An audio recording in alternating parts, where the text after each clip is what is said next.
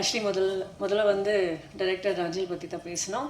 இந்த படத்தை ரொம்ப போராடி எடுத்திருக்காரு, அதுக்கு ஒரு கைத்தட்டல். பிகாஸ் கதை கேட்டு லாக்டவுனுக்கு முன்னாடி கதை கேட்டது. ஸோ அங்கேருந்து இன்னைக்கு வரைக்கும் ஒரு சிங்கிள் மைண்டட் ஃபோக்கஸோட இந்த படத்துக்காகவே உயிரை கொடுத்துருக்காரு. அதனால தான் இன்றைக்கி நம்ம எல்லோரும் இங்கே வந்திருக்கோம். அண்ட் என்னை பொறுத்த வரைக்கும் ஒரு படம் என்பது ஒரு குழந்தையா பார்த்தீங்கன்னா, ஒரு குழந்தைக்கு 2 பேரண்ட்ஸ் இருக்கு இல்லையா, அம்மா அப்பா. ஸோ அதே மாதிரி ஒரு படத்துக்கு அம்மாவும் அப்பாவும் இருக்குது. அந்த அம்மா வந்து டைரக்டர், அப்பா வந்து ப்ரொடியூசர்.